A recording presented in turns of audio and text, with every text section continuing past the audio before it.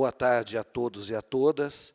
É um prazer compartilhar com vocês essa mesa, esse debate. Quero, de imediato, então, dizer que já durante, assim como nos debates anteriores, já durante o debate, é possível serem feitas as perguntas, as pessoas da organização estão recolhendo as perguntas e depois nós vamos encaminhar aos debatedores. Quero apresentar os participantes da mesa, começando pela nossa querida professora Ivana Bentes, professora e diretora da Escola de Comunicação da Universidade Federal do Rio de Janeiro, ensaísta, curadora e pesquisadora, desenvolve estudos na área de comunicação e cultura. É autora do livro Mídia Multidão, Ecos do Cinema, entre outros. Nossa querida professora Ivana Bentes, obrigado pela presença. Apresentar o nosso amigo Rodrigo Flores, é diretor de conteúdo do UOL, onde foi redator de esporte, editor assistente de economia, editor assistente de jornais e revistas, editor de últimas notícias, âncora do UOL News e gerente geral de notícias. Passou por revistas e jornais regionais e, desde o início da carreira jornalística, trabalha na internet. E, por fim, apresentar o nosso professor e amigo Máximo de Felice, diretor do Centro Internacional de Pesquisa Atopos e diretor do Instituto Toposofia de Roma, além do fundador da Rede Internacional de Pesquisa Sustenible da Universidade La Sapienza de Roma. É autor de Paisagens Pós-Urbanas, O Fim da Experiência Urbana e as Formas Comunicativas do Habitar, e Netativismo, da Ação Social para o Ato Conectivo. O nosso modelo aqui é exatamente abrir inicialmente a palavra aos nossos debatedores e depois nós faremos o debate. Eu quero convidar, então, para fazer a primeira exposição, a professora Ivana Bentes. Bom, boa tarde a todos. Obrigada pelo convite. Agradeço aqui a revista Cult, ao SESC e ao meu apoiador particular, que é a Ursal. Que isso é uma homenagem ao Cabo Daciolo, né? Enfim, como fake news se tornam verdades, né? Espero que depois eles não coloquem isso em algum lugar e alguém duplique, né? Mas, na verdade, eu comecei com essa questão porque, efetivamente, eu acho que nós estamos num momento absolutamente, enfim, fascinante, mesmo que também atemorizante, né, do que se chamou aqui no tema proposto, né, de caos, construção de uma nova ordem ou desordem da informação, né? Então, enfim, houve um dossiê europeu que foi lançado agora há pouco tempo em torno da questão das fake news, e a primeira consideração que eles faziam é, por favor, parem de usar a palavra fake news, né? Vamos falar de desinformação, né? Mas, ao mesmo tempo, eu digo, você não pode pedir para que se pare de falar, ou de conceituar, ou de se pensar, utilizar uma palavra que justamente viralizou, né, e se tornou sinônimo, né, de boato, rumor, malversação, né, de uma quantidade de discursos de ódio, de uma quantidade muito grande, inclusive, né, enfim, né, de malversações e de desinformação ligada ao campo da comunicação, que merecem, talvez, uma delimitação. Claro, que se a gente pensar o que é fake news, né? Fake news é, efetivamente, uma informação, né, que se passa por notícia ou usa, né, a forma da notícia, né,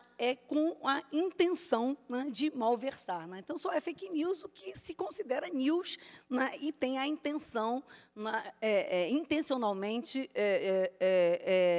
de malversar um fato. Então, ao mesmo tempo, é impossível a gente pensar e discutir, debater fake news sem pensar nesse momento novo da entrada de uma quantidade gigantesca de pessoas na produção da informação, na produção, inclusive, da notícia, que foi algo muito celebrado por todos nós, do campo da teoria da comunicação, do campo do jornalismo, né, que é aquele momento, né, certamente assim, utópico e celebratório, né, do que seria justamente a democratização do campo da comunicação com as novas tecnologias, né, com esse ambiente de apropriação tecnológica pelos grupos os mais diversos, e que efetivamente aconteceu. Então, nós estamos vivendo uma experiência bastante nova, daí eu também defender o uso da palavra fake news, porque é muito bom quando você tem uma palavra nova para definir algo que já existia, porque malversação de notícias, né? Só pegar a Veja, o Globo, o Estadão, a Folha, qualquer grande jornal malversa informação, né? Daí a gente está trabalhando hoje, né, com uma escala, inclusive, de veracidade, né, que vai do verdadeiro ao falso, né? Muita gente acha de forma maniqueísta e dualista que existe verdade, né, e falsidade, mas na filosofia, na construção do pensamento, há muito tempo que a gente trabalha, né, justamente com essa ideia, né, como diria, né, citando aqui o arquivo X, a verdade está lá fora, né, a verdade é uma construção, é análise, é interpretação, né, e, então, entre verdadeiro e falso, existem gradações, né, que hoje, inclusive, as agências de checagem trabalham de forma muito interessante, nos mostrando que entre verdadeiro e falso tem o exagerado, o malversado, né, tem o inconsistente, tem o insustentável, né, tem o que não dá, o indemonstrável, né, ou seja, uma paleta, né, os 50 tons de verdade, né, os 50 tons de mentiras, né, em torno dos quais nós podemos girar. Isso é muito importante, porque, primeiro, né, eu acho que isso é pedagógico, porque nós vivemos num momento em que há uma grande parte de pessoas que não vêm do campo do jornalismo, que não vêm do campo da ciência, que não vêm do campo da área jurídica, em que, né, existem regimes de construção de verdade, né, se dão conta que a verdade é uma construção. Ela é uma construção, né, e ela deve ser pensada sempre como uma construção. Isso é muito mais interessante que a própria afirmação da ideia de verdade. E eu acho que isso, para o campo da comunicação, do jornalismo, é muito importante, né, e muito saudável. É uma pedagogia. Então, as fake news estão trazendo para um campo mais ampliado, né, essa suspeição em torno da verdade, né? Então, não vamos dizer, né, que, enfim, a crise da desinformação e a crise da verdade, ela é uma crise produzida pelo pós-modernismo. A culpa não é de Foucault, não é de Nietzsche, não é de nenhum desses grandes pensadores que já colocavam a verdade em xeque há muito tempo, dizendo a verdade é uma construção. E mais do que uma construção, talvez, ao invés de regimes de verdade, a gente tenha que se debruçar sobre regimes de crença, porque o que a fake news explicita é que, muito além, ou para além das pessoas quererem saber se algo é verdadeiro ou falso, elas querem afirmar suas crenças, né? Elas querem argumentos para afirmarem o que elas já acreditam, né? Que é o viés de confirmação que está presente em cada meme, né, de fake news, viralizado, automatizado por uma quantidade enorme de pessoas, né? Eu quero um meme para viver, me dá um meme aqui que sustente o que a Ursal, me dá um meme aqui que sustente, né, as crenças mais improváveis, né? Ou seja, então, se verdade a gente pode desmentir, né, ou demonstrar que é falsa, o que a gente faz com esses regimes de crença? Como é que você falsifica a crença de alguém? Como é que a gente falsifica, né, a crença das novas comunidades dos terraplanistas, né? Da outra vez eu falei aqui num seminário, né, aqui no SESC, que tinha uma pessoa na plateia que falou: professora, eu preciso de ajuda na minha família, né? A teoria da Terra plana pegou, são 5 pessoas, pegou meu pai, minha mãe, meu irmão, meus primos, só sobrou eu e a minha avó, de 89 anos, que ainda acreditamos que a Terra é redonda. E aí você vai encontrar uma comunidade de produção, de demonstrações, de vídeos, de memes, de argumentação. Pessoas, tem cientista de fundo de garagem fazendo experiência para mostrar que a Terra é plana. Ou seja, você encontra uma comunidade de crença e as pessoas querem, eu quero uma comunidade para viver, eu quero uma comunidade de pertencimento onde o fato de eu acreditar acreditar que a Terra é plana seja possível, e outras loucuras, né? Então, vejam só, nós estamos trabalhando com um regime de crença, então, acho que nós temos que trazer essa discussão de uma maneira mais ampla, né? E mais, que eu acho que aí é decisivo no debate, né, da discussão, enfim, desse caos construção e da fake news, é o poder de viralização e de automação e a velocidade com que qualquer um de nós aqui pode difundir uma informação verdadeira, falsa, rumor, boato, crença, estapafúrdia, né? Ou seja, isso é a novidade. Por isso que eu acho que a palavra fake news ela é interessante, né? Porque ela aparece pós, né, exatamente esse fenômeno, inclusive ligado às eleições, né, do Trump nos Estados Unidos, onde se produziu uma quantidade de fatos inverídicos que vinham responder ao que as pessoas queriam acreditar. É ursal, né? Eu quero acreditar que existe uma conspiração latino-americana da construção do comunismo que vai dominar o continente, né? Então, como nós desconstruímos crenças. Então, vejam só, a gente está num campo bastante amplo, e muito além do campo da questão da informação, da racionalidade, do jornalismo, do que, quem, como, onde, de profissionais que foram, né, formados em escolas de comunicação. O fenômeno é muito mais irracional, muito mais amplo, emocional, afetivo, do que qualquer, né, das nossas vãs crenças nessa racionalidade.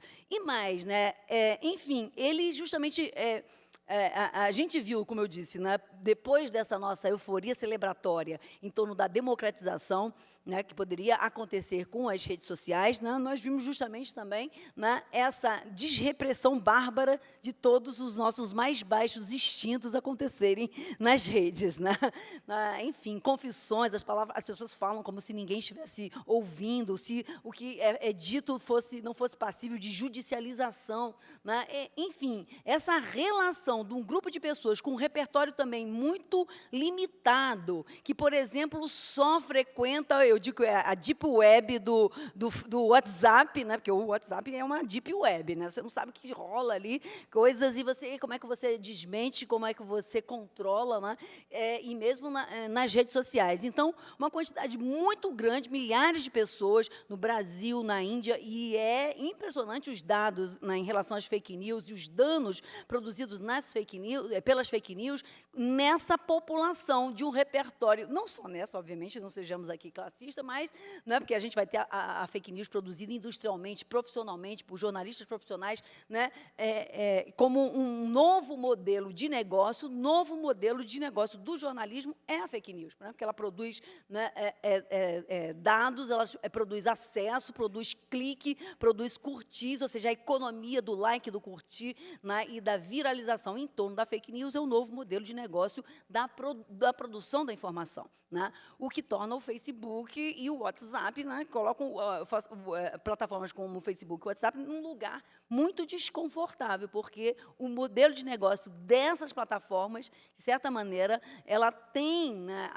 a fake news como um horizonte, né? Não é à toa que foi pós também essas plataformas que as fake news se viralizaram a ponto de produzirem danos, linchamento, revolta contra a vacina, né? Então, vejam, a entrada de grupos com repertórios distintos, crenças distintas, né, e capazes de automatizar as suas crenças, viralizar numa velocidade tão grande quanto as corporações, que seria uma coisa incrível, e é algo que eu defendo como interessante para a democracia, coloca a própria democracia, né, nesse caos construção, nessa instabilidade, né? Então, digamos que é um paradoxo que foi produzido pela própria democratização e expansão, né, enfim, né, desse modelo, né, de automação e velocidade novas, né?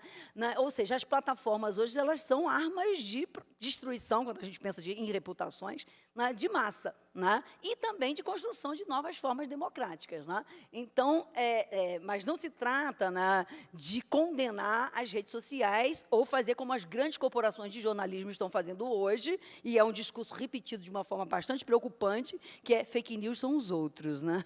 Fake news são os outros. Nós, os corporativos, nós, os profissionais, nós, os jornalistas, né, zeladores da ética dos bons costumes, nós estamos numa posição super confortável. Não leiam ou não façam das redes sociais a sua referência de notícias. Isso, a meu ver, é absolutamente enviesado, né, corporativo, e é uma tentativa de construção de reserva de mercado para uma ética jornalística que nunca existiu, né, gente? Né? Então, eu digo assim, se a gente for dizer algo mais próximo de fake news hoje, eu diria que é o triunfo da capa da Veja, né? O triunfo da capa da Veja, que já produzia fake news, que já produzia distorção, que já produzia malversação há décadas nesse país, né? E não só a Veja, outros jornais, né, de certa maneira, a fake news é essa vejificação, né, do próprio, né, jornalismo. Então, essas seriam essas primeiras considerações que eu traria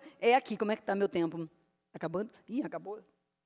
Então, na verdade, eu acho que tem várias outras questões importantíssimas para a gente falar sobre em torno desse modelo de negócio, né, que é a própria fake news, essa relação do nós e dos outros, né, e, ao mesmo tempo, essa entrada de grupos inteiros que têm acesso, por exemplo, apenas as plataformas como o Facebook e o WhatsApp, né? O WhatsApp acabou de lançar um prêmio, né, que é um prêmio de combate à fake news. O Facebook também está desesperado, né, porque parece que a fake news ela encontrou um locus propício, né, para produzir dolo e estrago. Então, como eu digo, né, quer dizer, acreditar que a Terra é plana, eu acho que não vai matar ninguém, né? A não ser que a pessoa, sei lá, faça algum experimento muito exótico, né? Mas, enfim, tem determinadas a crise da desinformação que não tem consequência. A minha questão hoje eu acho que essa é uma discussão decisiva que a gente tem que fazer, é a relação entre fake news e danos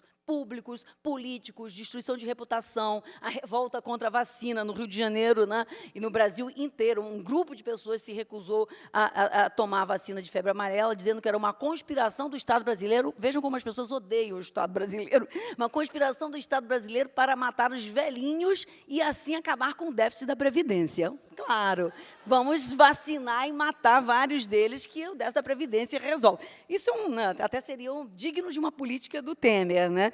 Mas, enfim, nem ele chegaria a tanto. Então, eu acho que, assim, para concluir, eu acho que a gente pode voltar depois a essas questões. Tem exemplos maravilhosos, né, de fake news que eu traria aqui, mas eu queria acabar, né, trazendo justamente enquanto a gente está debatendo fazendo esse debate aqui em torno de fake news, eu vinha lendo uma notícia dizendo que o Cabo Daciolo gravou um vídeo no alto de um monte explicando a relação entre maçonaria, os Illuminati e o atual estado do mundo. E explica que a estrutura de controle do mundo planeja matá-lo. Dura 15 minutos. Bom, não percam esse vídeo, né? Eu acho que isso se viralize, pessoas vão acreditar efetivamente nessa conspiração, né? Por isso que eu brinquei, começando aqui agradecendo ao SESC, à CUT e à Ursal, porque, sem dúvida, né, eu acho que são, né, os financiadores, né, de um pensamento minimamente, né, mais progressista e mais, né, iluminista. É isso, obrigada. Obrigado, professora. Passamos a palavra agora para o jornalista Rodrigo Flores. Boa tarde. Primeiro, queria agradecer a Deise e a revista CUT pelo convite e agradecer a vocês que estão aqui dedicando e oferecendo um pouco do tempo de vocês para ouvir o que a gente tem a dizer. Bom, eu vou trazer uma perspectiva um pouco diferente. Eu sou um cara eu sou um cara de mercado, eu não sou um cara da academia, então eu vou trazer a visão de quem, de alguma forma, se sente atingido, isso como cidadão, mas também como produtor de notícias todos os dias, e tentar encontrar aí algumas saídas ou algumas alternativas a partir do que a gente tem visto todos os dias. Bom, primeiro eu queria dar só um passo atrás, para depois dar vários passos atrás. O primeiro passo atrás eu acho importante a gente saber o que a gente está lidando. Eu tenho uma definição muito particular e muito pessoal do que é fake news, que não é necessariamente a verdadeira, talvez ela própria seja uma fake news, mas que eu uso como ponto de partida para nortear um pouco do meu trabalho e um pouco do meu discurso. E, antes disso, eu queria dar vários passos atrás para tentar estabelecer um campo comum para a gente chegar até esse momento de definição e de conceituação. Primeiro, eu queria dizer que eu vejo muitos jovens na plateia e eu posso garantir que, do palco para cá, todos nós vivemos um mundo muito diferente no que diz respeito ao ato de se informar. Primeiro que a ideia de chegar em casa e ligar a televisão e assistir o Jornal Nacional, ou pegar o jornal de manhã, abrir o jornal na sua poltrona e tomar o café da manhã, essa imagem ela é muito romântica, mas ela não condiz mais com a realidade, porque o simples ato de se informar, ele já não é mais... não existe mais aquele momento da informação. Agora é o momento em que eu vou me informar. E, portanto, eu abro o jornal e me informo. A informação ela chega para a gente de uma maneira muito pulverizada. Um dos recordes recentes de audiência que a gente teve foi quando o juiz Sérgio Moro determinou a prisão do ex-presidente Lula, e a nossa audiência cresceu enormemente. E eu não tenho nenhuma ilusão de que aquelas pessoas que nos acessavam naquele momento, porque eu sei pelos números e pelas métricas, aquelas pessoas não descobriram isso no UOL. Essas pessoas, de alguma maneira, se informaram a respeito do pedido de prisão e vieram ao UOL para saber o que tinha acontecido exatamente. Então, o UOL cumpria, nesse caso, um papel mais de confirmação e detalhamento do que exatamente de informação. As pessoas souberam na televisão, no rádio, no amigo, no semáforo, no elevador, no WhatsApp. As pessoas se informam de uma maneira muito mais pulverizada, muito menos centralizada e em momentos muito mais dispersos durante o dia. Além disso, a regra de mercado é que as pessoas acessam as informações pelo que a gente chama de backdoor ou sidedoor. Ninguém acessa a informação, ou muito pouca gente acessa a informação, indo ao site de um veículo. A regra de mercado, eu diria que é 1/3 de acesso direto para 2/3 de acesso não direto. Isso significa que as pessoas acessam via link do WhatsApp, via e-mail, via rede social, via Google. E isso gera um outro problema. Por um lado, para os veículos, isso é um problema porque você não tem fidelização, você depende de outros elementos e outros players para você conseguir a geração de tráfego. Esse é um problema. E o segundo problema é a atribuição da origem de fonte. Quem acha uma notícia pela rede social, se perguntada um pouco depois, onde é que você leu isso? Por volta de 30%, nos cenários mais otimistas, vão saber responder, olha, eu vi no veículo tal. 70% vai dizer simplesmente, eu vi na internet. Para a rede social, isso é um pouquinho maior, mas também não é muito maior. Quando o acesso é direto, esse número é maior que 80%. Então, quando você acessa o site de um veículo, você vai ler uma informação ali, você vai lembrar qual foi a origem dessa informação. Isso não acontece para 2/3 de todo o tráfego de informação, de todo o tráfego gerado para veículos jornalísticos tradicionais na internet. Finalmente, eu tenho certeza que muitos de vocês sabem como é fácil você plagiar um nome, uma fonte, um layout. Hoje, as redes sociais oferecem templates ou páginas padrão para que você publique ali, e a página que eles oferecem para o UOL, ou para a Folha, ou para a Globo, ou para o Estadão, ou para qualquer outro veículo, é muito semelhante umas das outras. Essas páginas elas têm pequenas diferenciações, algumas customizações de logo, mas é tudo muito discreto. Na prática, você está tendo uma experiência Facebook. E quando você perde a sua identidade, quando você perde a sua característica principal, quando você perde a interface com o seu usuário, fica muito difícil saber quem é quem, fica muito fácil de confundir. E todo esse cenário é o pano de fundo para a gente imaginar o que são as fake news hoje. Eu me valho aqui de um estudo do professor Pablo Hortelado, que rastreia com muita felicidade veículos que publicam e produzem fake news com uma certa regularidade. E existe um padrão, não é algo aleatório. Por isso que eu acho importante diferenciar um pouquinho do que é boato. Eu vejo, por vezes, as pessoas comparando com Orson Welles. Eu acho que a gente está diante de um fenômeno diferente aqui. Por exemplo, esses veículos, entre muitas aspas, esses produtores de fake news, eles sempre adotam nomes de suposta credibilidade. Então, é a Folha Política, é o pragmatismo político, eles têm o look and feel, eles têm a cara de um site noticioso, eles são construídos como um site noticioso, eles usam a mesma linguagem de um site noticioso e eles publicam muita notícia verdadeira. Muita notícia verdadeira. Mas, no meio dessas notícias verdadeiras, eles inserem fake news. E nem toda notícia é falsa, mas eles começam a, no meio do texto, inserir dados que não são verdadeiros, informações que são mentirosas, distorcidas. E isso é feito de maneira muito não aleatória, é feito de uma maneira deliberada, de uma maneira proposital.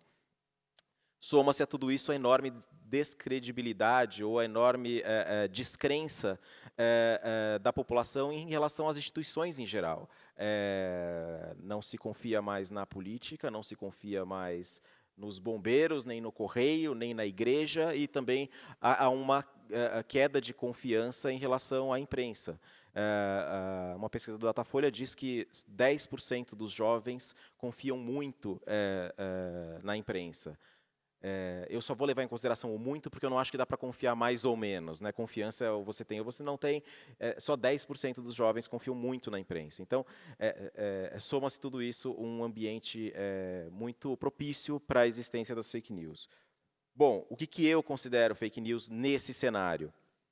Defino eu assim, muito humildemente. É o conteúdo deliberadamente falso, que mimetiza a notícia e é distribuído por redes sociais no intuito de gerar algum benefício, seja ele político, econômico, enfim. Quebrando um pouquinho isso. Então, ele é deliberadamente falso. Veículos erram, pessoas erram, erra-se. O erro é inerente à nossa atividade e quem nega isso provavelmente nunca trabalhou com jornalismo. Porém, o jornalismo profissional tem por obrigação corrigir seus erros. Eu desconheço um veículo grande que não tenha uma seção onde ficam registrados todos os erros, além do registro na própria página da matéria. Isso não acontece com as reportagens de fake news. Bom, eu disse, elas mimetizam notícia, e acho que o elemento fundamental aqui é a distribuição por rede social. Porque a rede social muda o jogo. A rede social barateia a chave principal de um veículo, seja ele jornalístico ou não. Você pode até imprimir um jornal na sua casa, você pode até ter uma gráfica. Agora, o grande desafio é fazer isso chegar nas pessoas. E a rede social facilitou enormemente a distribuição de todo tipo de informação, boa, ruim, mas enfim.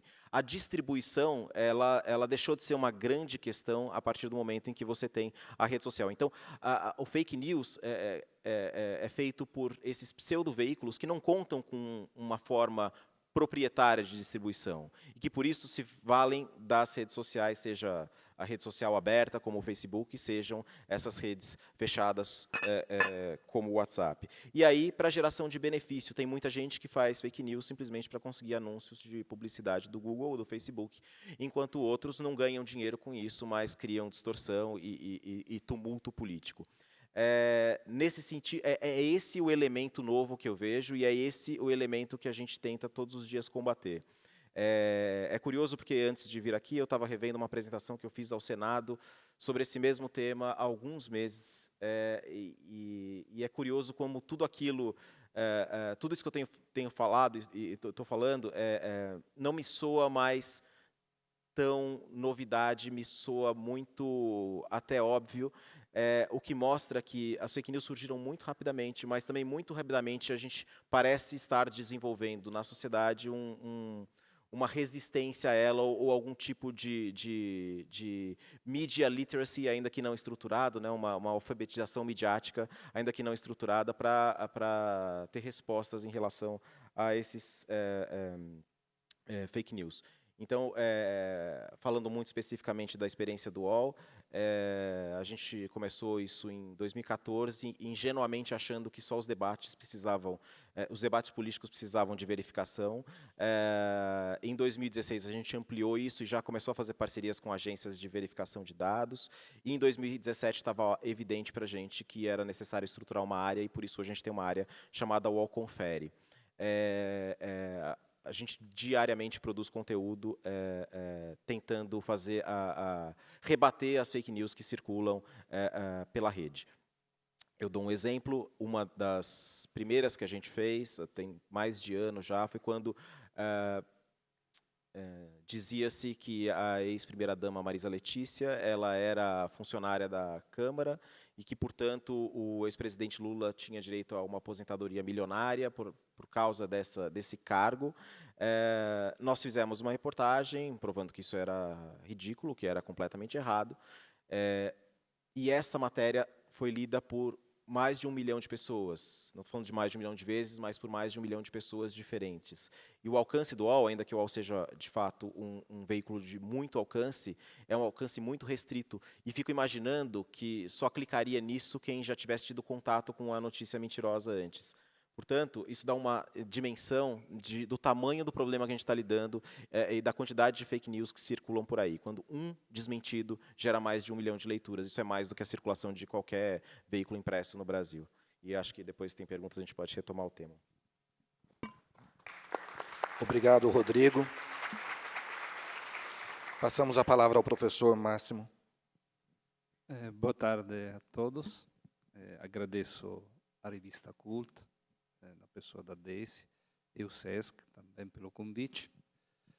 A minha contribuição é uma contribuição de um olhar de um pesquisador e, portanto, que busca, em primeiro lugar, esclarecer a transformação da qualidade e da própria natureza da informação na época dos Big Data. Isto é, o meu ponto de partida será dizer brevemente que quando falamos de informação em um contexto de Big Data, em um contexto de hiperconectividade, não devemos fazer referência à palavra informação no mesmo sentido da ideia de informação, por exemplo, na época da imprensa, na época da mídia de massa, na época da TV, na época do rádio, isto é, na época do small data, porque a natureza da informação foi alterada. Então, primeiro ponto de partida, como era a informação na época, a natureza da informação na época do small data? A natureza da informação nascia pronta. Havia poucos grandes canais, por isso small data, poucos grandes canais que produzia e disseminava informação. Esta informação não poderia ser modificada, tecnicamente não poderia ser modificada, chegava ao receptor pronta. Quando a gente lia um jornal impresso ou assistia a uma notícia pela TV, a notícia estava dada. A gente poderia, obviamente, opinar a respeito, concordar, não concordar, mas não havia, tecnicamente, como modificar, alterar ou intervir naquela informação. Então, a informação na época do small data, além de ser produzida por poucos grandes canais, além de ser, consequentemente, quantitativamente pouca, havia, com o processo, digamos assim, de disseminação, uma quantidade limitada de informações por dia. Era também agendada, todo o processo de agendamento que a imprensa, a TV, todos os grandes canais faziam, isto é, decidir todos os dias quais eram os argumentos sobre os quais nós deveríamos refletir ou opinar.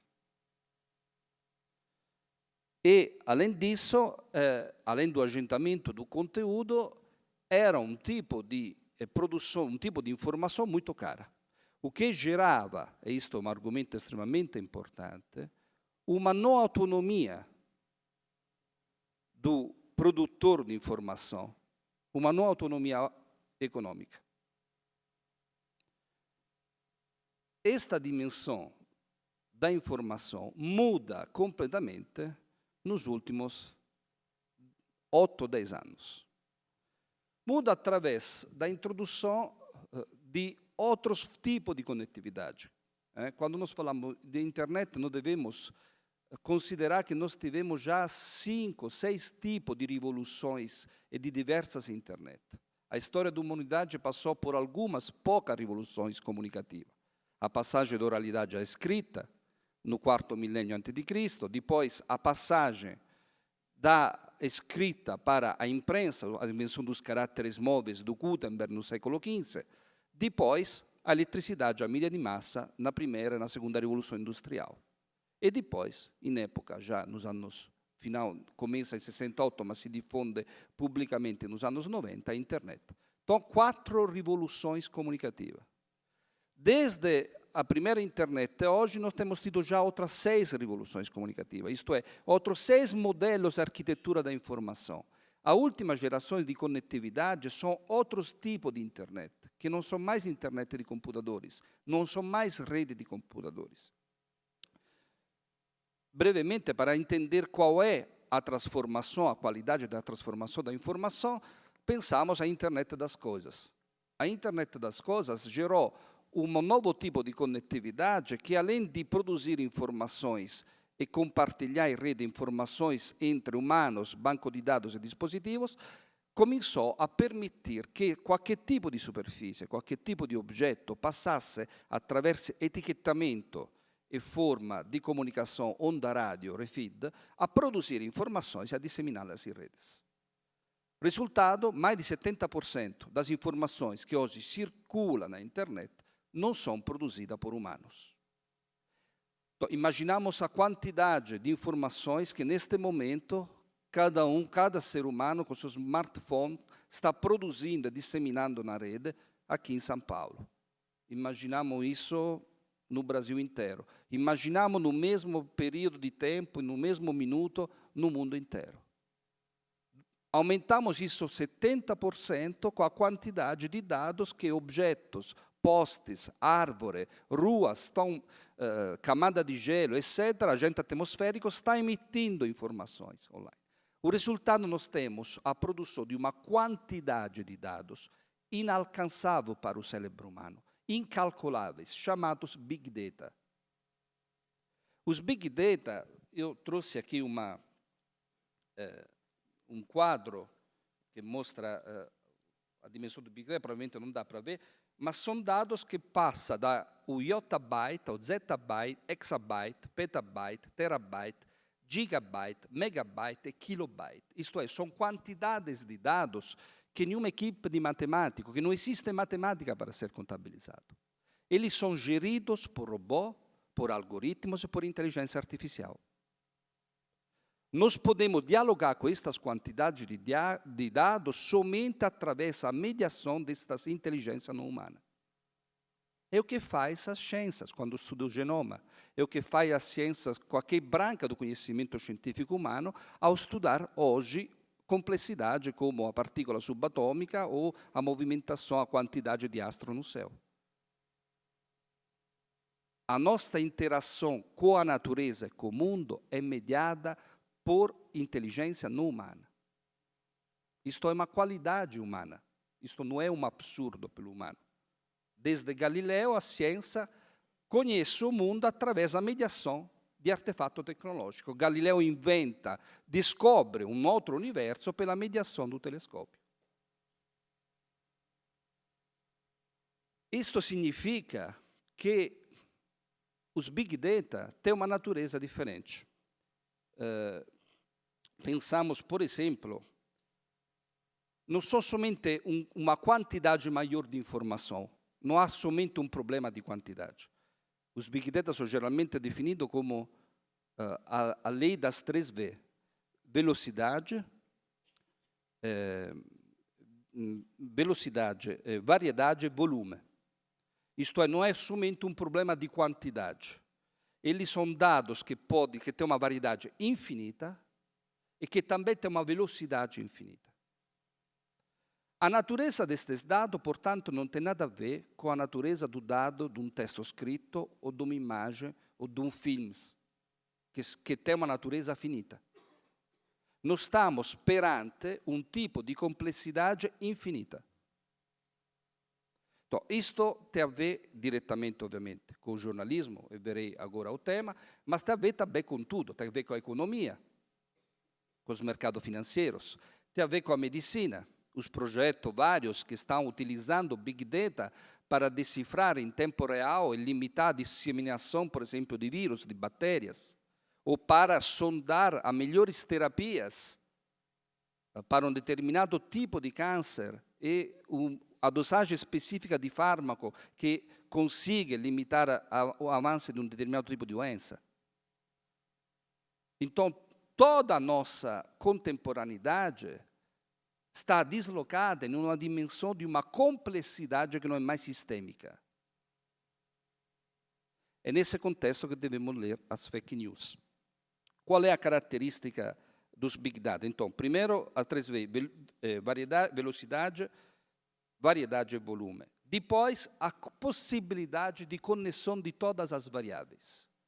Um dado, uma informação hoje, através dos Big Data, pode ser correlacionada com uma quantidade infinita de variáveis.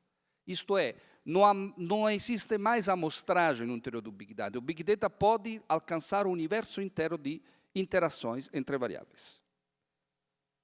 Depois, automação.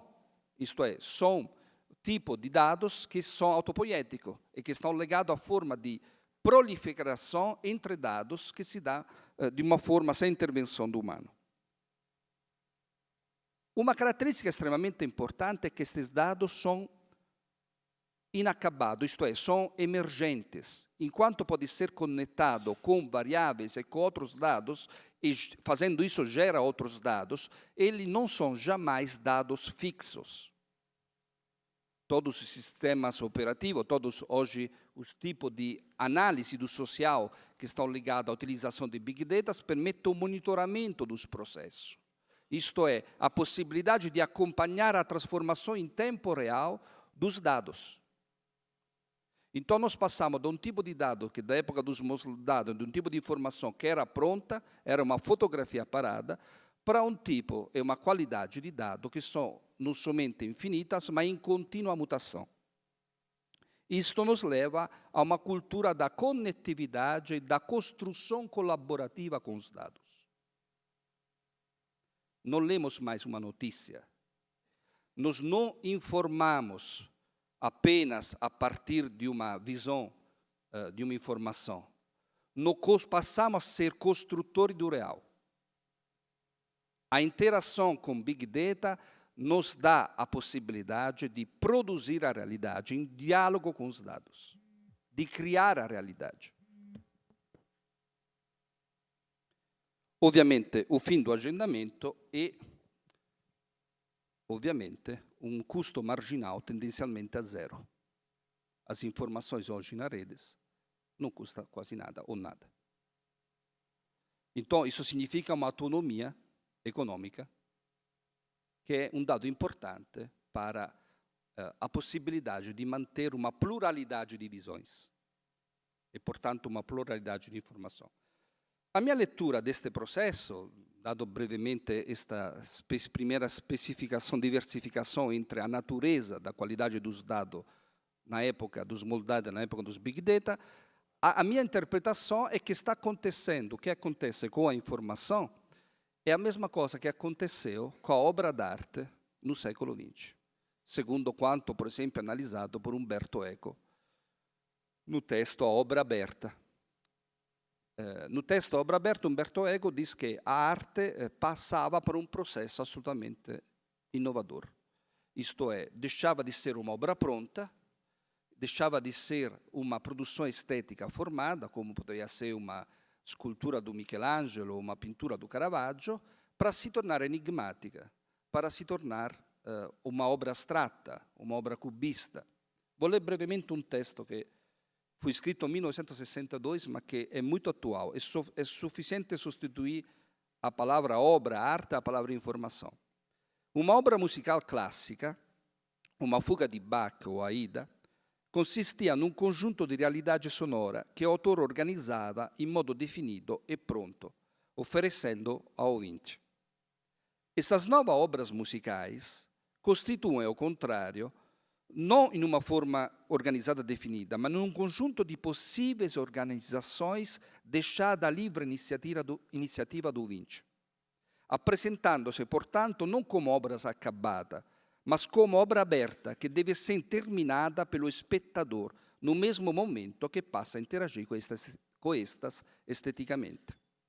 A poética da obra aberta promove no espectador atos de liberdades conscientes e o torna um centro ativo de uma rede de relações infinita, através dos quais ele instaura a própria forma.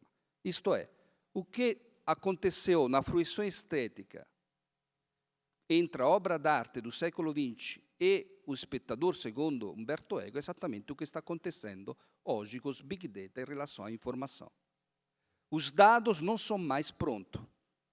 Hoje, qualquer notícia deve ser não somente checada, mas, através da lógica do Big Data e da conectividade, nós somos chamados a terminá-las, a completá-las. Quando nós recebemos uma notícia na nossa timeline, nós vamos a colocar um comentário, nós vamos a acrescentar uma outra informação, nós vamos a linkar uma outra notícia e, sucessivamente, mandá-la adiante. Hoje, se informar significa contribuir à construção da informação. Acabou o público. Nós passamos a um tipo de sociedade onde os ouvintes, o que era público, tomam a palavra e, através da tecnologia, pode contribuir e, inevitavelmente, comunicar. Hoje, informar significa colaborar ao processo de construção da informação. Então, é extremamente positivo que existam fake news. Nós descobrimos somente na época recente, se tornou o uso da palavra fake news. Como se antes, na época dos Moldada, não existisse fake news. Sabemos muito bem que a fake news sempre existiram, que a divulgação voluntária de notícia falsa ou de notícias com finalidade específica sempre existiu. A grande imprensa sempre divulgou isso. Só que não se sabia. Só que a postura era somente de aceitar a informação.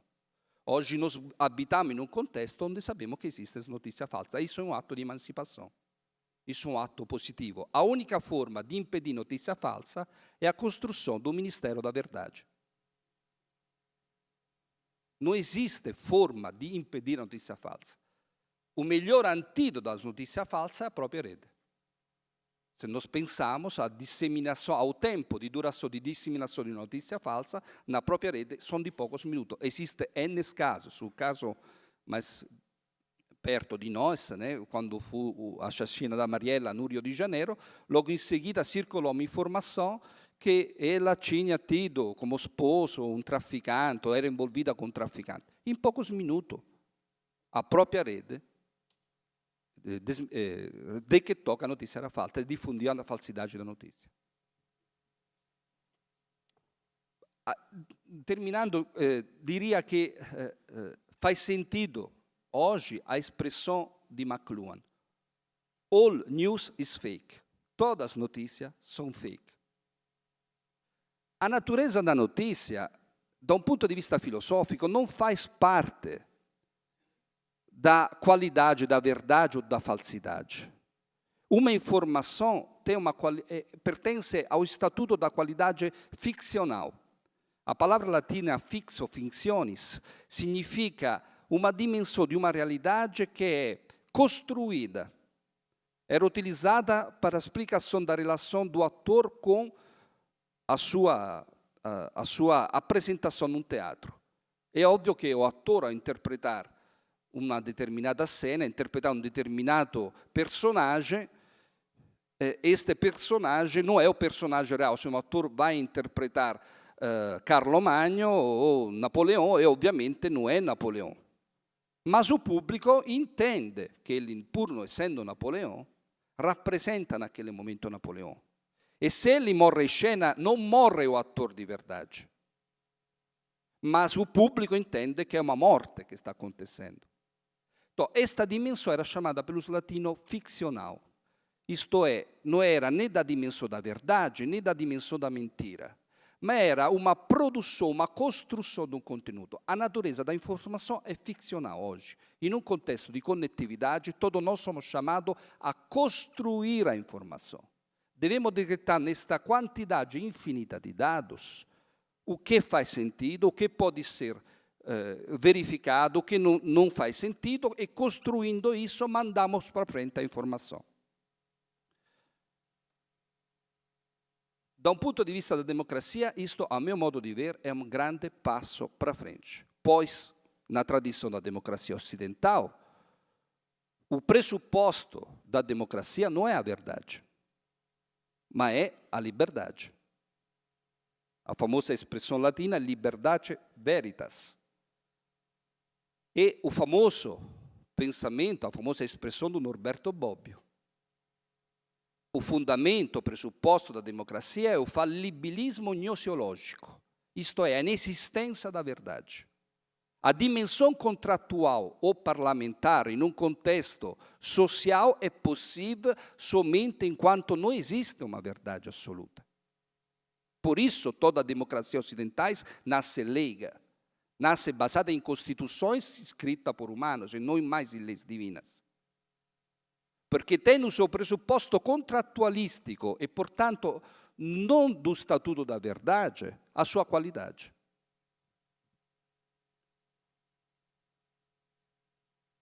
Me parece que, portanto, as fake news contribuem a uma transformação que estamos vivendo em modo claro na nossa época, que é o fim dos pontos de vista centrais.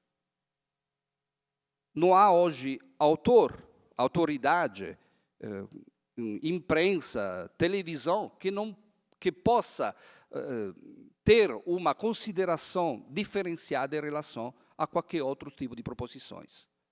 Todas as proposições, inclusive a da ciência, hoje são disseminadas e são motivo de controvérsia, gera controvérsias.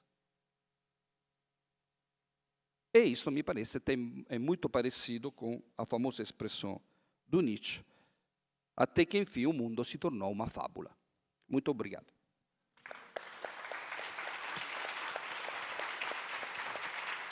Obrigado, professor Máximo.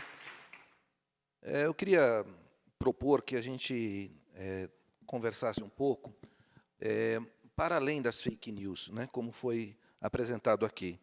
Porque, na verdade, nós estamos vivendo uma mudança de paradigma da questão de comunicação, uma mudança que me parece bastante positiva no sentido de democratizar a possibilidade de produção, publicização e consumo, mas que traz em si elementos também contraditórios e negativos, como são as fake news.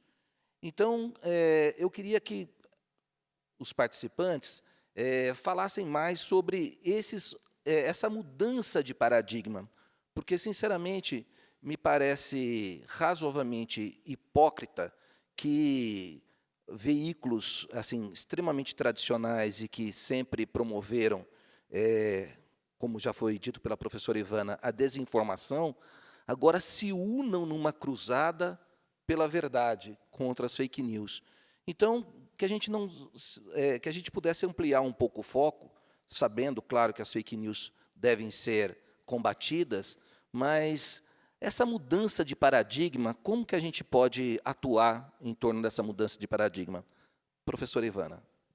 Eu acho ótima a questão, né, e eu acho que é muito interessante, não só a questão que eu tinha já colocado aqui, dessa automação, né, dessa possibilidade da automação, da viralização, mas, efetivamente, essa percepção que a mídia e a produção de informação somos nós, a mídia somos nós somos os produtores de informação, nós somos os produtores de conteúdo. Então, né, ou seja, essa multidão, essa mídia multidão, ela não pode ser criminalizada.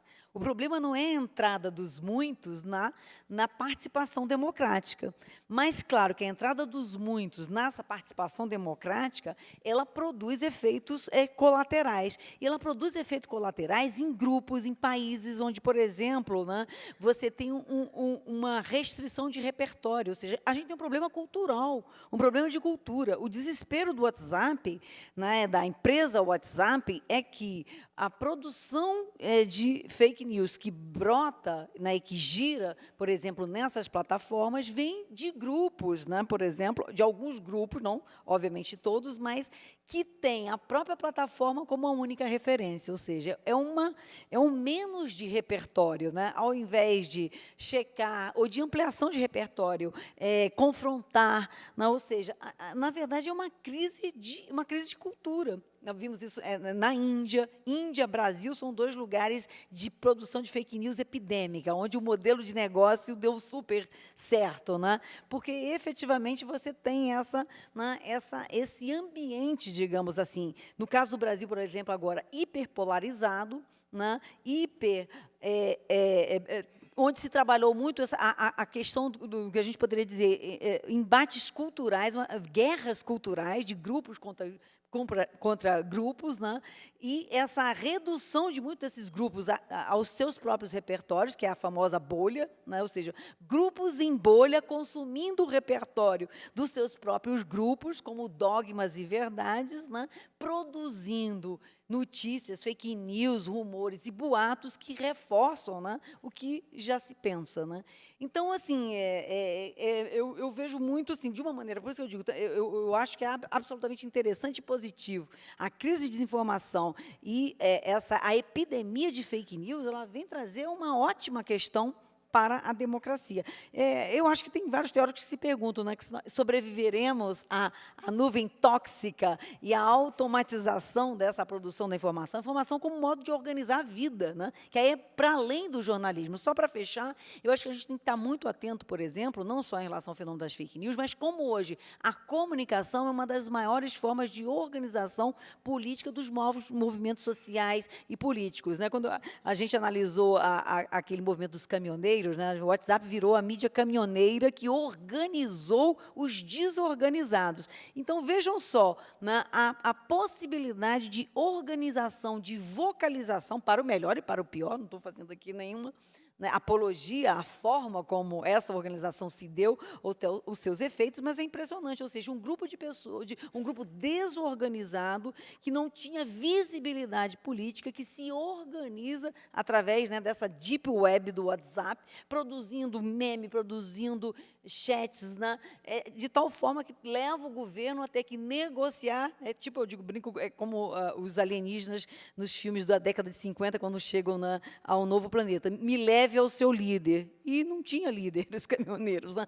Não apareciam. Óbvio que tinha empresários, tinha um grupo muito heterogêneo, mas vejam só que interessante. Então, esse fenômeno, ele explode realmente, está muito além essa desorganização informacional. O campo da comunicação como lugar de organização político, social, de novas experiências subjetivas, novas formas de relacionamento, né?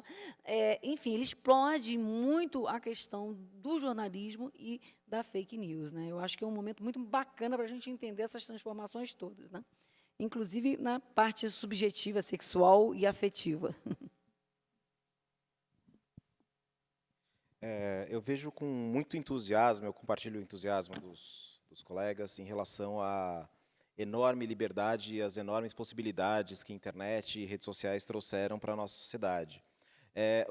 O que eu vejo é que estamos diante de uma crise dos modelos que existiam. E vejo com uma certa preocupação, e talvez até uma certa ingenuidade, quando isso é associado diretamente ao conceito de democracia. A democracia que a gente vive hoje é uma democracia não absoluta, mas uma democracia representativa, que é muito diferente da democracia que se vê nas redes sociais, onde é uma sociedade estruturada em rede, onde você não tem pontos de destaque. O que a gente está falando é de que o modelo de política está colocado em xeque, o modelo de mídia está colocado em xeque e o modelo de relação das pessoas está colocado em xeque. Em última instância, a sociedade como um todo está sendo colocada em xeque. Isso é uma coisa. A segunda coisa é que eu entendo o ponto de vista filosófico do questionamento da verdade como valor absoluto, porém eu vejo com preocupação certas relativizações que são feitas em relação a vícios deliberados que são introduzidos na sociedade e que sim provocam dano.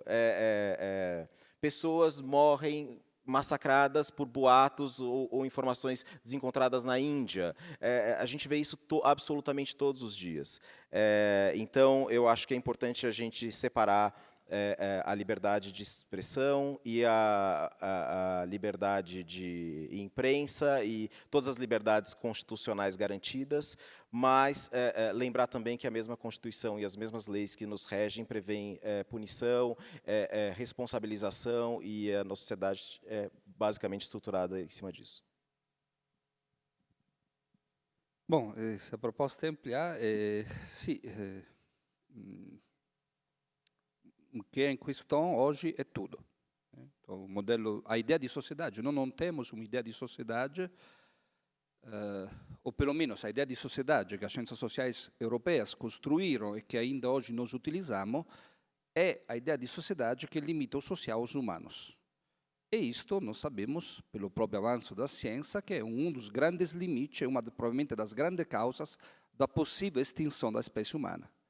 Nós não consideramos membro da nossa sociedade a atmosfera, o oxigênio, a água, o rio, a floresta, etc. E isso é o nosso problema. Não temos uma ideia formada de comunicação para pensar a comunicação em rede, continuamos a falar em emissão e distribuição de informação, quando hoje conexão significa habitar ambientes comunicativos. Então, nós devemos passar de uma ideia de comunicação industrial, que pensa que a comunicação é disseminar informação de um emissor para o receptor através de canais e conteúdos, para uma ideia de ambiência, para uma ideia do habitar, onde nós habitamos ambientes conectados. Esses ambientes conectados não são apenas feitos por humanos. Tem dispositivos, tem algoritmos, tem biodiversidade hoje através de sensores conectados à rede. Então, nós habitamos ecologia interconectada. Para esta ecologia, nós devemos desenvolver uma teoria da comunicação que ainda não temos.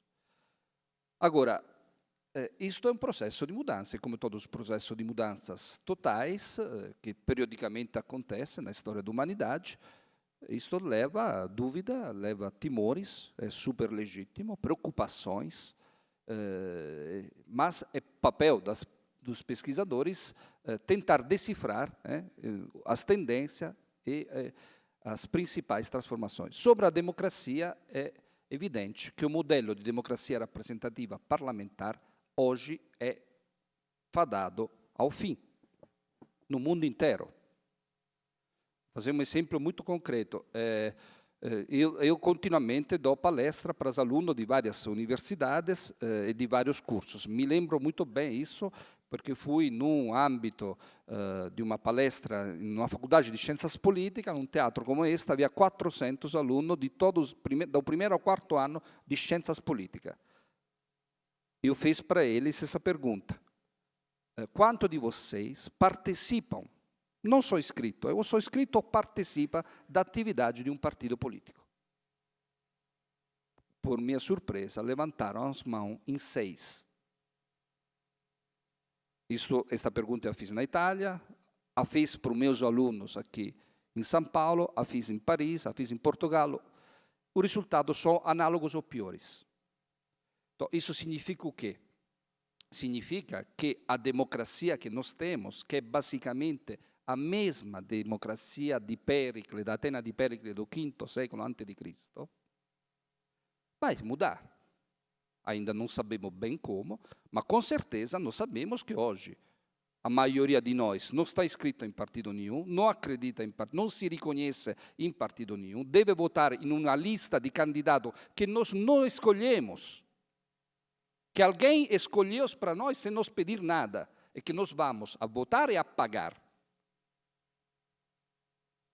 Provavelmente todos nós, ao contrário, estamos continuamente fazendo atividade política, continuamente preocupados com o nosso destino, com o nosso quotidiano e com as mudanças em qualquer contexto via redes sociais digitais, na internet, nas plataformas.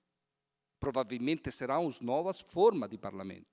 Provavelmente serão as novas arquiteturas de interação através até do benefício da conexão com os Big Data, que será uma arquitetura que torna possível a participação livre de todos e também a decisão colaborativa, deliberativa, direta por todos via plataformas. Existem experimentações disso em vários lugares do mundo. Provavelmente deveremos falar disso. A minha escolha como pesquisador é apostar para as tendências e tentar, para transformações, as inovações que estão acontecendo, e tentar de entender a qualidade dessas transformações. A alternativa é ficar com o que temos. A alternativa é assumir uma postura conservadora. E isso, a meu modo de ver, é o exato contrário do que a pesquisa e a ciência fazem. A pesquisa e a ciência produz inovação.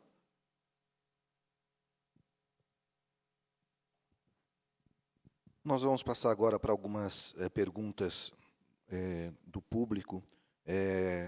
A primeira é do Daniel Aloísio, da Universidade Federal da Bahia, e é a quem se dispor. Deve-se criminalizar o ato de publicar ou compartilhar fake news? Quais os desafios para ver essa criminalização? Essa é uma discussão super complexa, mas, na verdade, eu acho que a gente já... a minha discussão é sempre qual o dolo, né? Porque não é qualquer fake news. Como eu falei, terra plana provavelmente não acaba com a reputação de ninguém, a não ser da própria pessoa que difunde, né? Mas, enfim, mas quando você está trabalhando com dolo, não é isso? Quando você tem uma produção de notícias falsas, que produz, né, dolo político, destrói reputações, né, que leva a efeitos, né, políticos, sociais, psicológicos, de dolo, eu acho que vale a Constituição brasileira, né? E, enfim, o que nós já temos, né? Então, eu acredito que, talvez, inclusive, algumas dessas ações pedagógicas em relação às redes, elas têm que ser feitas, né? O deputado Jean Willis, agora, recentemente, estava começando a printar, né, todas enfim, os posts ou de ameaça, etc., e começar a processar, né? Então, existe um tipo de pedagogia que eu acho que ela vai se dar nessa prática, né, infelizmente, inclusive da judicialização. Obviamente que a judicialização não vai acabar com as fake news, e a gente tem que pensar numa, formação para a mídia, uma media literacy, um novo tipo de formação em que a minha mãe, de 89 anos, né, quando ela entrou no WhatsApp, eu falei, alguma coisa muito estranha aconteceu no mundo, minha mãe estava no WhatsApp, no dia do meu aniversário, ela é uma das últimas pessoas que me ligava para dar parabéns ao vivo e conversar, mandou uma mensagem, filha, parabéns. Eu falei, bom, realmente alguma coisa muito séria mudou, não, porque minha mãe não está mais me ligando e mandando mensagem pelo WhatsApp. Ou seja, né, eu acho que nós estamos efetivamente num momento em que as leis que valiam, né, enfim, claro que o judiciário e as leis que valem pela nossa Constituição no mundo, na esfera pública, tem que valer, de certa maneira, nas redes sociais. Então, sem dúvida, eu acho que pode ser pedagógico, né, esse momento em que, quando as fake news produzem dolo, sofrimento e dano, né, elas têm que ser judicializadas. Só complementar, concordo plenamente com o que disse a professora. A grande dificuldade hoje, as leis já existem, a grande dificuldade hoje é a identificação de autoria, porque existem mecanismos de você deixar isso praticamente impossível de rastrear. A partir do momento que a autoria é identificada, essa pessoa é passível de punição judicial. Bom, a menos que não se trate de violações de direitos pessoais assim, o problema é primeiro estabelecer o que é uma fake news. Que voltamos, a meu modo de ver, na ideia da informação do Marshall McLuhan. Todas as notícias são potencialmente fakes. Agora, deveria se estabelecer como, por exemplo, um projeto europeu tentou fazer da Comunidade Europeia, um Ministério da Verdade. O que me parece, além de ser absolutamente ridículo e inviável, impossível, anacronístico, não é exatamente a saída ao problema.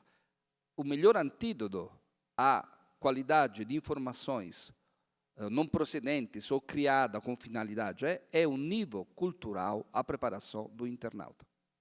É investir em educação pública, em universidade pública, em pesquisa pública, de qualidade. A lição do Trump não tem nada a ver com Facebook, com redes, fake news, etc. Tem a ver que a universidade, a escola pública nos Estados Unidos é de péssima qualidade. O nível médio político da população norte-americana é baixíssimo. Trump não teria chance nenhuma de ser elegido na Alemanha. Então, o problema é o nível da educação da população. A qualidade do internauta de saber ler uma informação, decifrá-la, checá-las, colocá-la junto com outras informações e construir uma opinião própria. Isto é o único antídoto. Não há guerra possível contra as fake news. Há guerra possível, sim, contra a burrice.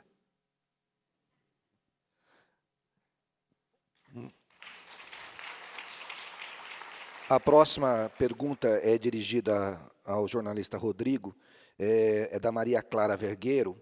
Você concorda com a ideia de que as fake news acabaram por promover o jornalismo, na medida em que este pode agora atribuir para si o papel de validar a notícia e a realidade? Olha, eu acho que sim e que não. Por um lado, as fake news contribuíram para criar um enorme cenário de incerteza. Por outro lado, as pessoas passaram a recorrer mais a veículos que elas confiam, e cada um confia no seu, mas elas passaram a recorrer mais aos veículos que elas confiam, justamente procurando essa validação. A campanha do Trump, que foi marcada por uma série de desinformações e fake news, promoveram como efeito colateral uma corrida enorme a assinaturas de Wall Street Journal, New York Times, Washington Post, todos esses veículos, sejam eles de esquerda ou de direita, mas que são reconhecidos por fazer jornalismo de qualidade, todos eles tiveram crescimento de assinatura e de tráfego durante a campanha americana, uma campanha que foi marcada pela difusão de fake news. Então, sim, a gente se beneficia de uma certa forma, porém, o fenômeno fake news ajuda a minar a credibilidade geral que existe em relação a veículos de mídia. Ok. Agora, uma pergunta do João Neto para a professora Ivana. Para além das agências de checagem, uma educação formal para o uso e consumo da produção de notícias seria um caminho viável? Como realizar essa medida diante dos ataques que a educação vem sofrendo no atual governo? Sem dúvida, eu acho que isso aqui é um consenso aqui. Essa questão da formação, por isso que eu falei tanto o repertório, ela é decisiva, né? E é muito interessante que a gente viu, ao mesmo tempo, no Brasil, explodirem, desde 2013, na produção de mídias independentes, mídia livre, o ninjismo, uma quantidade muito grande de grupos diferentes e com repertórios diferentes produzindo mídia. Isso, a meu ver, faz parte também de uma educação para a mídia e pela mídia. Esse momento em que você também amplia o que a gente poderia chamar de reserva de mercado da formação para as universidades. Claro, eu estou numa universidade pública, a Universidade Federal do Rio de Janeiro, num curso de jornalismo, na direção do curso de jornalismo, né, e a gente faz uma série de parcerias com esses grupos de mídia vindo das periferias, mídia índio, mídia negra, mídia feminista, porque a gente acredita, né, que, para além da educação pública, né, e gratuita, essa formação que vem de baixo para cima, que vem dos territórios, dos grupos, essa inovação cidadã na produção da informação, né, ela é decisiva para um ambiente justamente menos, né, dogmático e com repertórios fechados nas suas bolhas, né? Então, para além da educação pública e gratuita, essa ruidocracia, essa disseminação da produção de mídia de informação para os vários grupos, eu acho que, assim, né, que ela é decisiva. Porque, de novo, o problema hoje, um dos problemas da fake news e da crença das pessoas em informações, enfim, retorcidas, distorcidas, ela tem a ver não só com esse viés de confirmação que a gente falou aqui, as pessoas querem acreditar, mas com uma redução de repertórios. São repertórios muito reduzidos. Eu tinha selecionado algumas fake news aqui para trazer para vocês. E, assim, a pergunta que eu faço, assim, a quem é direcionado em termos, né, de interesse, assim, manchetes e fake news como essas aqui? aqui, né? Políticos querem legalizar casamento infantil no Brasil. Não é pedofilia, é cultura, dizem eles, né? Aí o outro, deputada cria projeto a favor de casamento entre pessoas e animais. Espero que vocês não tenham, né, reproduzido nenhum desses memes, nem passado para ninguém. Ninguém aqui da plateia, acredito que não. Ou, novela apresenta primeiro beijo gay infantil, diz Fátima Bernardes, né? Enfim, e o que é o campeão de viralização de todos os tempos, todos esses em formas de notícias, né? Pablo Vittar ganha programa infantil na Globo para 2018 com apoio da Lei Rouanet. Aí você diz, caramba! Ou seja, você junta numa só meme de fake news, ideologia de gênero, pedofilia, criança trans, Globo e Lei Rouanet. A quem está endereçado esse buquê de crenças, né? Então, vejam só, óbvio, né, que a gente precisa de repertório, de informação, de educação, de formação, para minimamente entender, né, por que foi construído, né, uma notícia falsa como essa, né? A próxima questão se dirige ao professor Máximo de Felice, é da Márcia. Gostaria que o professor explicasse melhor a relação entre Big Data e o custo marginal zero da informação na internet. Bom, para você, antes, na época dos Small Data, imprimir um jornal, distribuí-lo a nível nacional, custava milhões. Por isso, todos os jornais tinham dono. Tinha empresas financiadoras, tinha grupos que permitia que o jornal pagasse jornalistas profissionais e fosse distribuído a nível nacional. Mais ainda, programa de TV. Por isso, as TVs privadas investiram bilhões em programa, mercado de publicidade, que alcançasse, chegasse a todas as casas de um país. Hoje, com a internet, nós podemos alcançar um público não somente do tamanho da imprensa da TV da época dos Small Data, mas muito maior, porque potencialmente nós podemos alcançar todos os internautas do mundo, e não apenas os internautas de um país. Então, isto se dá a um custo marginal zero, isto é, não tem um capital necessário para investir isso. Obviamente tem empresa que produz isso, empresa ganha com várias formas, e mantém o seu negócio de várias formas, existe um mercado disso. A história da comunicação é história de mercado, de empresa. Desde o primeiro texto, o primeiro livro, o livro se tornou um objeto de massa público na Europa quando se tornou uma mercadoria, isto é, comprado por dinheiro. A educação, a história do Ocidente se tornou difundida quando as pessoas começaram a ter acesso ao conhecimento pagando os sofistas. Isto é, não há na história da mídia a possibilidade de separar a informação do mercado. Nós temos smartphone, temos acesso a Facebook, às redes digitais, porque existem empresas que baratizaram os custos e tornaram um smartphone e a rede de internet hoje acessível a quase 4 milhões de pessoas, 4 bilhões de pessoas no planeta. E logo em seguida alcançarão a conexão total. Então, a forma de pensar a comunicação é uma forma que deve estar ligada estritamente a esta lógica do mercado. Qual era a pergunta mesmo? Do custo. Então, já respondi. Custo marginal, então, isso. Para hoje poder produzir conteúdo e informações, nós não necessitamos de milhões de agências financiadoras, de empresas, para financiar a nossa informação. A nossa informação nós autoproduzimos, nós podemos disseminá-la, nós a pesquisamos e está toda online, gratuitamente. Isso vale não somente para a informação do que acontece no dia, vale para os cursos também da universidade. Se você ingressarem no site do MIT, todas as aulas do MIT estão online gratuitamente. Você pode assistir a todos os cursos do MIT. A próxima questão é da Bianca, para a professora Ivana. Na sua opinião, por que as fake news de esquerda são mais inofensivas?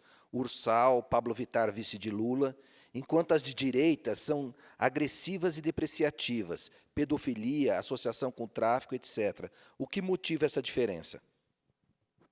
Peraí, tem diferença? Peraí, eu não acho que eu não entendi a pergunta. As Vamos lá. fake news de esquerda e de direita? Pô, bom, gente, fake news é fake news. São mais inofensivas as de esquerda? Mas eu li alguma de esquerda aqui, não, né? Eram todas direitíssimas, de extrema direita.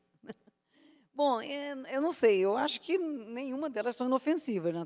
Todas essas fake news, como eu digo, elas estão endereçadas a alguém que acredita ou que quer acreditar naquilo, né? E, enfim, esse meme, ou essa fake news, ou essa afirmação, né, ela vem, enfim, te dar argumentação, ou vem demonstrar aquilo que você já quer, né, acreditar.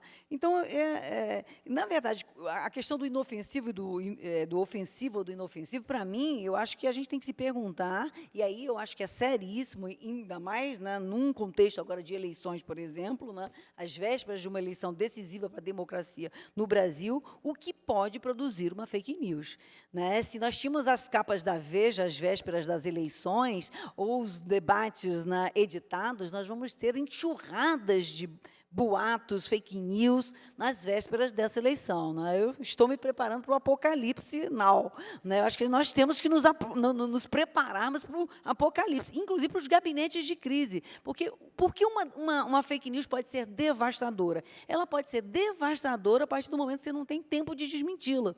Véspera de votação de eleição. Todo mundo aqui recebia, né, através já do celular, né, enfim, nas redes, no WhatsApp também, mas agora nós vamos ter isso no nível de massificação, de automação e de velocidade que talvez a quantidade de notícias falsas que vão circular às vésperas de uma votação, né, elas não tenham tempo de serem desmentidas, neutralizadas, né, ou reargumentadas. Então, eu acho que esse, né, é o que eu considero ofensivo, né, é a capacidade de produzir um dano irreversível.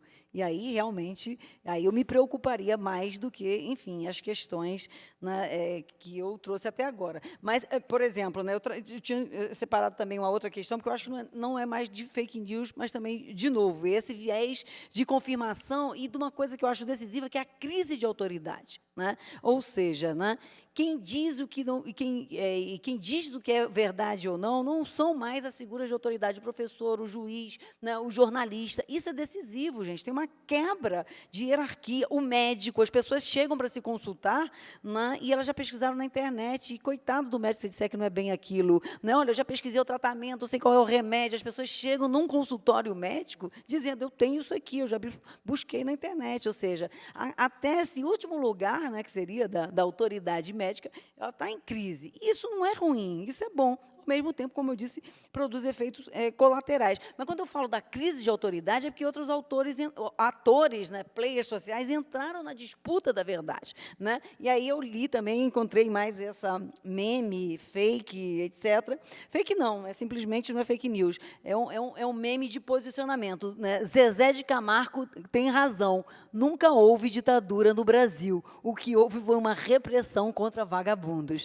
Né? Aí você, uau, grande autoridade em história, em sociologia, em análise do mundo contemporâneo, Zezé de Camargo, nunca houve ditadura no Brasil. Então, vejam só o tamanho do buraco em que nós nos metemos. Né? Ao mesmo tempo, ele tem direito de se posicionar, inclusive sobre essa linha negacionista, que é super preocupante, né, que é de negar fatos históricos. Nunca houve holocausto, nunca houve ditadura. Daqui a pouco vamos dizer que nunca houve o quê? Sei lá, um impeachment. Obrigado, professora. Infelizmente, nós vamos caminhar aqui para o encerramento da mesa, para as considerações finais. E eu acho que a professora Ivana fez uma provocação, uma pergunta, que acho que poderia ser o mote para a gente pensar o encerramento. Nós vamos sobreviver, o jornalismo vai sobreviver às fake news, a sociedade vai sobreviver a essas transformações de paradigma que nós estamos vivenciando. A informação vai continuar a existir como um elemento fundamental de vínculo social? Nós poderíamos começar com o professor Máximo. Bom, a questão da sobrevivência remete a um vocabulário, a um conceito da biologia, e, portanto, me parece muito apropriado, porque em biologia nós sabemos que as espécies que mais conseguem se perpetuar no tempo são aquelas que conseguem mais mudar. Em biologia, a capacidade de adaptação de um organismo ao meio ambiente está estritamente correlata à sua capacidade de se afastar do seu nível de equilíbrio. A espécie humana é uma espécie muito longeva, muito duradoura no tempo, porque exatamente sabe mais se afastar, né, do seu nível inicial, dos seus outros níveis de outra época. Portanto, acho que essa é uma metáfora que pode nos ajudar a entender o que vai acontecer. A sociedade, como nós a conhecemos hoje, as instituições que formam a sociedade hoje, assim como são hoje, obviamente, provavelmente, não vão continuar. Isso não significa que tudo vai desaparecer. Vão continuar aquelas que saberão se adaptar. E saberão, portanto, passar por processo qualitativo de afastamento do seu nível de equilíbrio e de adaptação. Isto vale para a imprensa, vale pela universidade, vale pela política, para tudo que nós conhecemos e pensamos. Da um ponto de vista, dado que o tema é o jornalismo, me parece que o mercado já está indicando algumas tendências. Essas tendências são, obviamente, o fim do jornalismo entendido como disseminação de informações, isso porque o repórter hoje não faz mais sentido nenhum, porque qualquer informação chega antes de qualquer repórter, e, portanto, se o jornalismo foi, ou pensamos ainda, como repasse de informação de acontecimento, isso, obviamente, já sumiu, já não existe mais.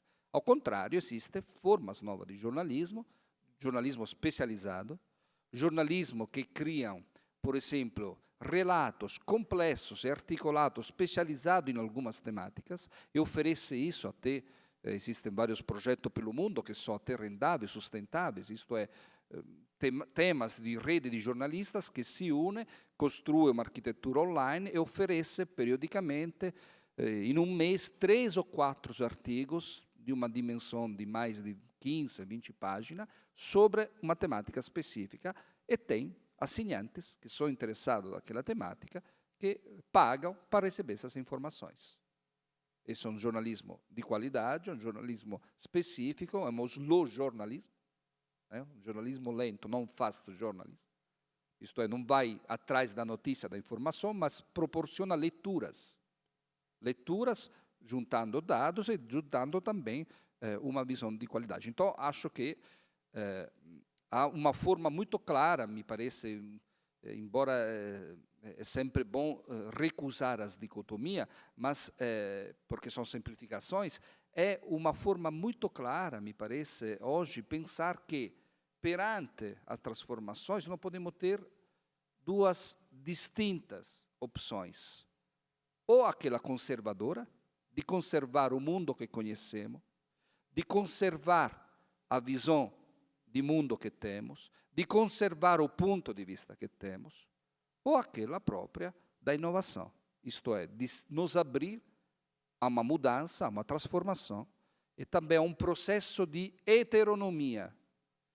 Isto é, que significa não apenas de mudar a forma de olhar o mundo, mas também significa se mudar, se modificar. Modificar o próprio ponto de vista, modificar os próprios valores. A primeira é uma experiência mais, como podemos dizer, mais ligada a um estilo de vida cotidiano. A segunda, a opção do pesquisador. O pesquisador, da um ponto de vista epistêmico, é alguém não somente que busca e trabalha para descobrir o novo, mas é alguém que está continuamente disposto a se modificar, a se pôr em discussão, a entrar em discussão com seus próprios valores. Esta segunda postura me parece a mais desejável e, de um ponto de vista ecológico, por voltar à metáfora da biologia, da sobrevivência, a mais inteligente, a mais sustentável. Bom, eu queria mais uma vez agradecer, dizer que foi um prazer estar aqui, um privilégio poder dividir esse palco com vocês. Saio daqui, sem dúvida, com muitas ideias na cabeça e um pouco mais culto do que eu cheguei. Acho muito feliz essa sua correlação, essa correlação que o senhor estabelece, professor, com a biologia, e a evolução ela acontece a partir da mutação, e a transformação me parece clara. Teremos ou não teremos capacidade de nos adaptar a essas transformações, seja do ambiente ou seja de nós mesmos, o tempo dirá. A evolução não garante a sobrevivência, a evolução sequer é para frente. Às vezes a gente regride nesse processo evolutivo. Me parece claro que estão em xeque dois jornalismos, o modelo de negócio jornalístico e a função do jornalista em si. Então, as empresas jornalísticas, a forma de monetização, a forma de produção e distribuição, o modelo clássico de jornalismo, sem dúvida, está em xeque. Além disso, a função do profissional como o repórter, como um intermediário entre o fato e o público, que era tão necessário, essa função também precisa ser e está sendo repensada. Por fim, eu só queria, mais uma vez, agradecer e bater só o pé em relação ao receio que eu tenho quando se nivela fato de opinião. Me parece que o risco que corremos é que opinião e fato sejam colocados no mesmo nível, em pé de igualdade, e isso vejo com enorme preocupação em relação aos possíveis malefícios que isso traga para a nossa sociedade. Fato é fato, a Terra não é plana. Você pode ter a sua opinião, mas ela não é, e ela não vai deixar de ser só porque você acha o contrário. E com isso eu agradeço. Obrigado, gente. Professora Ivana. Eu queria acabar, porque eu acho que finalmente eu entendi a pergunta que foi feita sobre os temas inofensivos, né? Do comportamento, homossexualidade, as questões do comportamento. Na verdade, não são temas inofensivos, gente. Então, eu queria dizer que eu acho que nesse momento no Brasil, nesse contexto, como eu digo, pós-eleitoral, nesse momento difícil, né, instável da nossa democracia, né, eu acho que uma parte dos debates e das discussões em termos, né, dessas transformações todas passam pelas questões de comportamento, passam pela disputa em torno do parlamento dos corpos, né, da liberdade, né, sexual, da liberdade de escolha, né, passa em torno do debate, né, dessas novas vozes que emergiram ao longo dessas últimas décadas, das mulheres, né, dos grupos LGBTs. Né. Então, a gente vê hoje, a meu ver, né, que eu acho que é a coisa interessante, uma reação brutal, né, em relação a um avanço muito grande que aconteceu, não só no Brasil, como em toda a América Latina. Então, de certa maneira, também, né, quando a gente vê figuras como o Bolsonaro, o Cabo Daciolo, o prêmio Revelação da política brasileira, que são memes, geradores de memes humanos ambulantes, né, na política, de certa maneira, uma parte, é o triunfo, né, dessa deep web, né, das fake news. Ao mesmo tempo, é uma reação gigantesca em relação a esses avanços. Então, para terminar, eu acho que tem uma hora também que, né, eu acho que a memética é uma ciência muito interessante no campo da comunicação. Eu brinco lá na escola de comunicação, digo, olha, a gente tem que criar uma escola de memes, não só de análise, de interpretação. Né? O meme é decisivo e ele é uma parte da disputa do campo das ideias. Né? Então, eu acho que tem uma hora que a gente tem que trabalhar assim com humor, com uma linguagem pop, com uma linguagem que fale com esse mundo da produção da informação, não só nos termos do jornalismo, da racionalidade do dado e da estatística, mas também no campo do emocional, né, do afetivo, que eu acho que é o campo em que essa disputa está sendo dada. Então, eu acho que é isso, e queria, né, acabar dizendo que eu acredito, sim, que a ditadura gaysista, bolivarianista, tropicalista vencerá. Obrigada.